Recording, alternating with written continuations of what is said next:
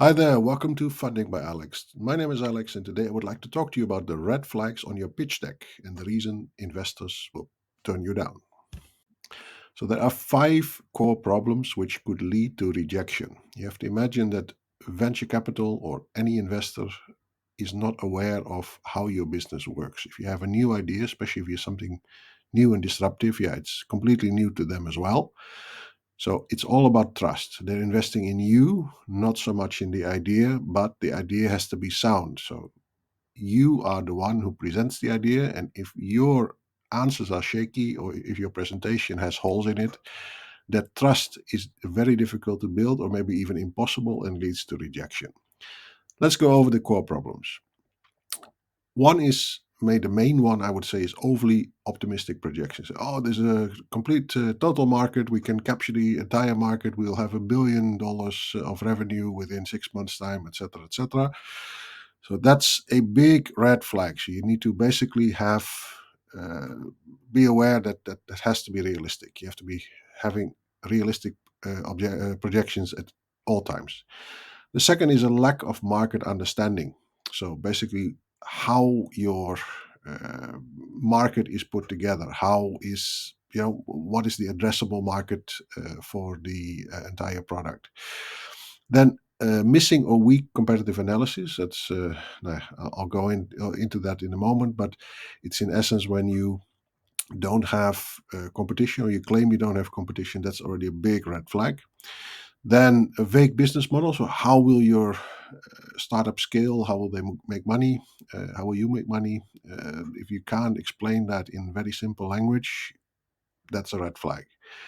And then last but not least, overloaded or confusing slides. It's tempting, yeah, to obscure things. So I've worked for startups that had complete complicated diagrams on their website with arrows and business models and yeah, flows basically that were represented on screen, where you probably needed a pair of binoculars to actually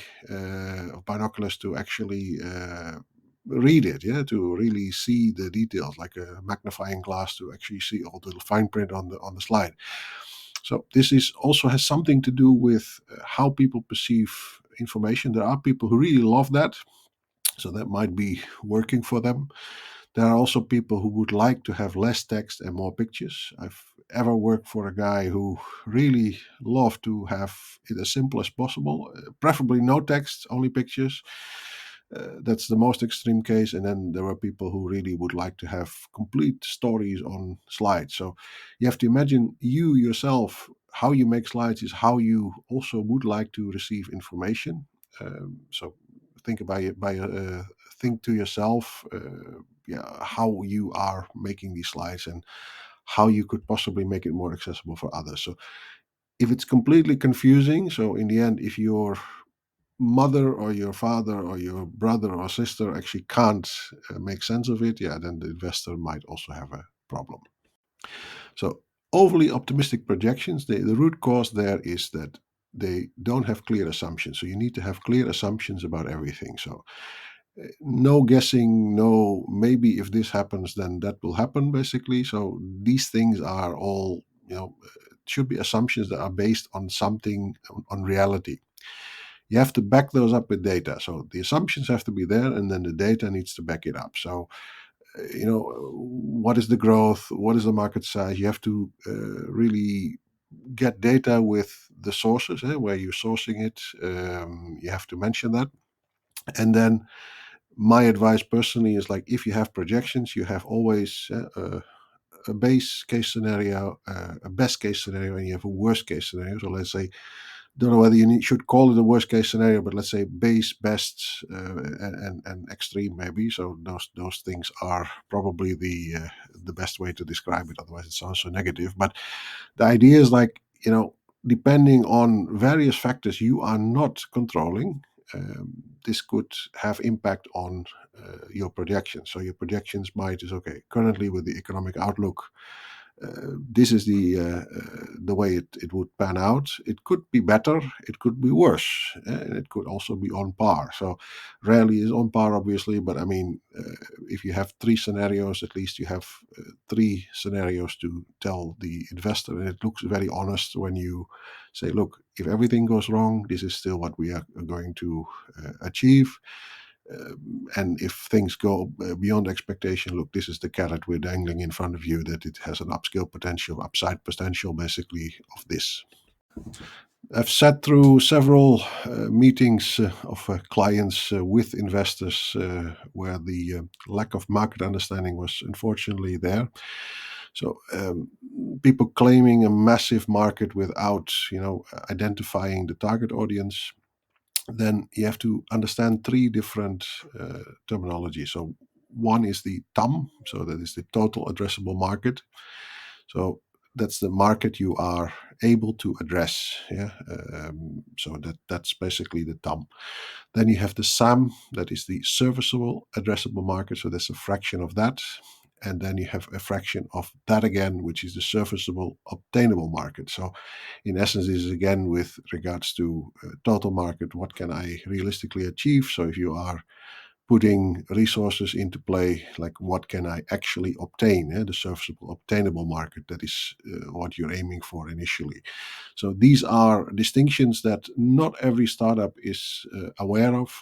There's a lot of assumptions there also that, oh, this is a big market, we can capture just 1% or 2% or 10%, without actually realizing that that's a very much a blue sky and green grass sort of objective, basically. So better be realistic and have these scenarios. Then I already mentioned it. So if you don't analyze the competition, so who are you up against? So who are you fighting? Which is a bit unthinkable. If you go and play a soccer match or you're going to box against Mike Tyson, you need to know that Mike Tyson was, once the world heavyweight champion. He has a killer right hook or something like that. So all these things you need to prepare for. So in the end, we have no competition. That is a red flag for investors, because that means you are not aware that Mike Tyson might floor you with a right hook, basically. And these things are, like say, it's just ignorance. So this is actually the trust of someone who is going to just waste your money as an investor and not take care of it because they are overly optimistic. So that means like you need to analyze your competitors before you start. There might be new competitors entering, obviously, but using a competitor matrix to cover all, so you have all the competition, all the products, etc. You need to also make sure the pricing is included. So what are they offering at what price? And then usually it's like some sort of price value spectrum that you need to place yourself in. So, okay, we're offering more value, but the price is higher. Then you see where you're sitting, and if you have a unique positioning in terms of what you're offering versus the competitor, are you capturing a position that has some merit to it? Yeah? Is there a room in the market where nobody else is playing yet?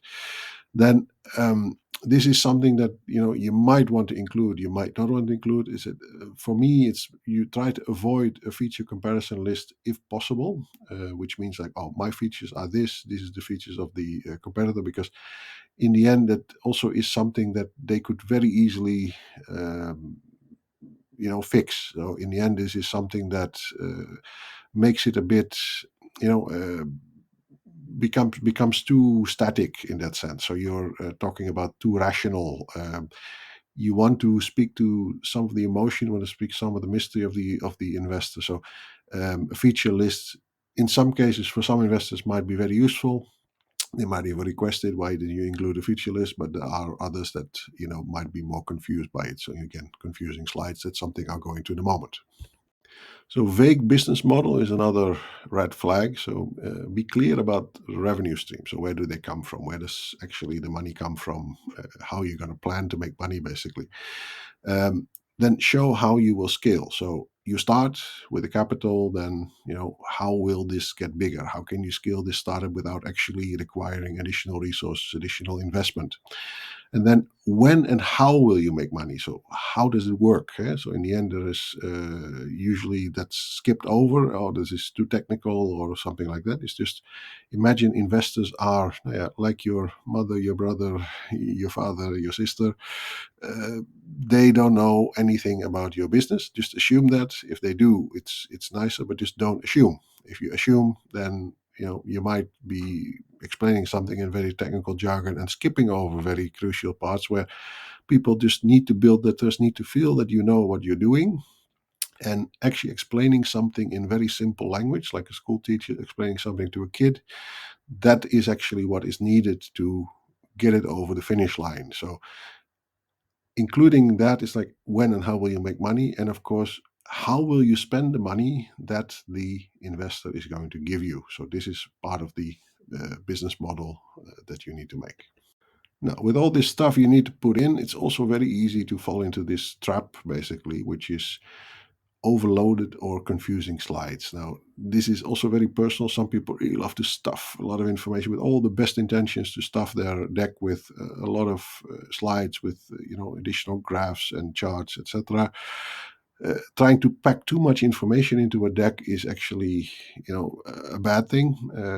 Not everybody is open to it. So normally, to circumvent this, one is like you have a teaser deck, which is, the name says it already, it's a shorter version of your deck for people who don't have much time. They have like 1-2 minutes to actually browse through something, maybe five, up to five, but then that's it. So you should actually really have something very short, and then that's maybe up to 5-6 slides even, where you really distill. Okay, you interested? This is it. This is the idea. This is the team. Interested? Let's talk, and then I'll walk you through the bigger deck, basically the actual investor deck. Now, it's also very common for people who haven't figured out their entire business model yet. The entire idea might also be something that still needs a proof of concept. Then you're trying to obscure things through complication. So this is also a trick that later stage startups actually use to put a smokescreen in front of investors. I've sat through several meetings where it was very clear that the people in the startup that we were talking to were trying to obscure things by making something overly complicated and talking about a lot of technical jargon, basically, in that sense. And they were stacking the deck with like 80 slides, and you think like, okay, am I still awake after half of it, with the best will of the world? Yeah. So um, this is something to avoid, because especially in the start, if you really are pitching to an investor, look, I want to build the trust. I want you to trust me. I want you to be sure that I can do this. I'll take good care of your money, and we'll make this a success together. Please put your bet on me. That is really the message you want to get across. And being overly complicated with things that can also make an investor lose heart, because they think, okay, this is very difficult to work with this guy because he can't speak normal English, basically. So that's one of the things to avoid. Then using the 10-20-30 rule. So it's 10 slides presented in 20 minutes when you present to people, and use a 30-point typeset, basically. So the letter type should be 30 points. So that's the 10-20-30 rule. That is usually, like, I like to add to this the power of three. Now, there's 4 points here on the slide, but I try to limit it to three if possible. And then one of the things I like to advise people is like, assume that you test it out on friends and family. So people who don't know anything about your business and need to make a decision on whether to invest in you. So what kind of questions do they ask you? Maybe that's not questions that an investor would ask, but if they don't understand the business model, if they don't really understand what you're trying to do, it's a good chance that the investor will have the same feeling about it without maybe saying it. So your friends and family will say it straight to you. So this is probably the advice the most valuable advice of the entire video that I can give you. Whatever you do, do a dry run, do a test run on your friends and family. They'll be honest. Ask them to be honest. If you don't understand something, please, tell them to ask you. This is the piece of advice I would like to give you. If you need more advice, my website goldendragoncapital.co is containing a number of services that we can provide. Please don't forget to like and subscribe if you like the video. I hope to see you in the next video. And also, please feel free to reach out to me at alex@goldendragoncapital.co if you have any questions or would like to engage me for a fundraising round.